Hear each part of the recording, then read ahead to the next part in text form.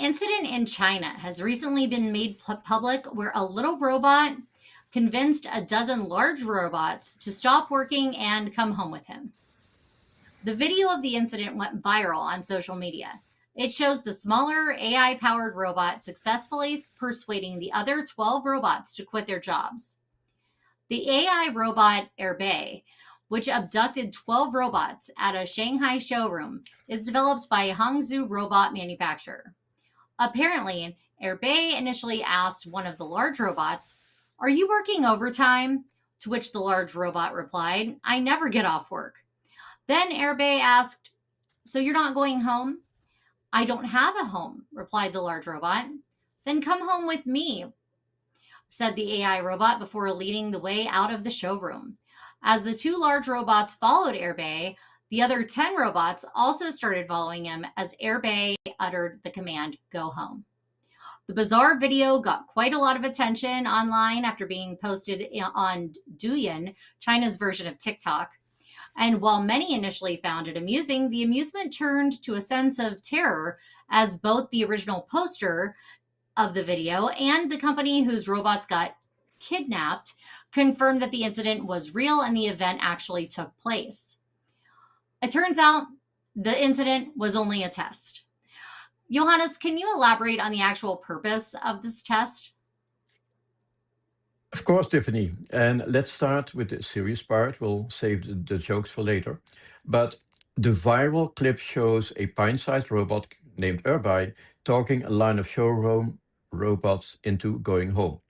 It looks like the first robot shop steward clocked in early. In reality, this was a planned scene test. The makers placed Urbai in a part of showroom and used plain language prompts, for example, go home, to see whether other voice-controlled robots would break task and follow. The footage is real, the kidnapping is not. So regarding the purpose of the test, based on the company's own posts and follow-ups, the scene was designed to probe four things. So first, cross-robot voice influence. With standard, natural language prompts issued by one robot, go home, cause other voice-activated robots in the same space to suspend their routines and follow. They did. Then, semantic navigation triggers. Could a simple utterance such as go home map to a default behavior, turn to base or head for the exit, across different machines without hand-tuned scripting? It clearly worked. Next, human likeness as control surface. When robots treat any intelligible voice as an authorized speaker, social language becomes a control channel, even if the speaker is another robot.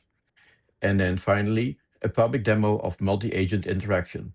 Running the trial in a showroom with CCTV and posting the result created a live multi-agent interaction that doubled as safety and interoperability demo.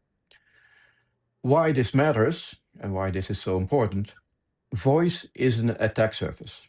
And I've written a blog that I posted on TechScope Connect Content Hub, explaining why voice has turned into an attack surface. But it clearly is. Because if robots accept unauthenticated speech or treat other robots as trusted speakers, then human-style persuasion becomes machine control. That's prompt injection in the physical world. The lesson is basic but urgent.